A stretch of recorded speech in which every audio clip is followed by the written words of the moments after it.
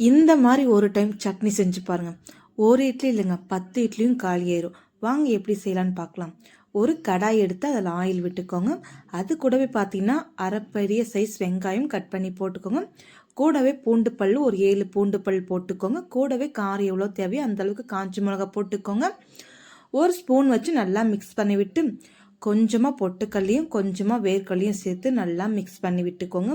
இது கூடவே கொஞ்சமாக புளியும் ஆட் பண்ணி மிக்ஸ் பண்ணி விட்டுக்கோங்க.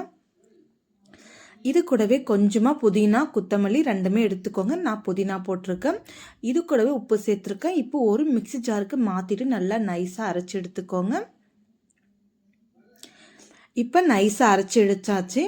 இப்போ பார்த்தீங்கன்னா ஒரு பவுலுக்கு மாற்றிடலாம். பவுலுக்கு மாற்றிட்டு எவ்வளோ தண்ணி தேவையோ அந்தளவுக்கு மட்டும் தண்ணி ஆட் பண்ணிக்கோங்க. இப்போ ஒரு ஃபேன் எடுத்துக்கோங்க. ஃபேன் எடுத்து ஒரு 4 டேபிள் ஸ்பூன் போல் எண்ணெய் விட்டுக்கோங்க.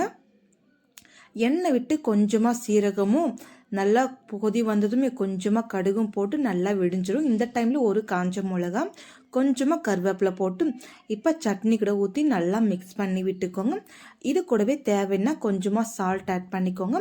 இந்த மாதிரி நீங்களும் செஞ்சு ட்ரை பண்ணி பாருங்கள். ரொம்ப சூப்பரான தள்ளுவண்டி கடை சட்னி ரெடி. வாங்க ஃப்ரெண்ட்ஸ் சாப்பிட்லாம்.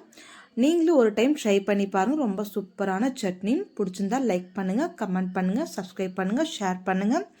Thank you friends. நாளைக்கு பார்க்கலாம். பாய்.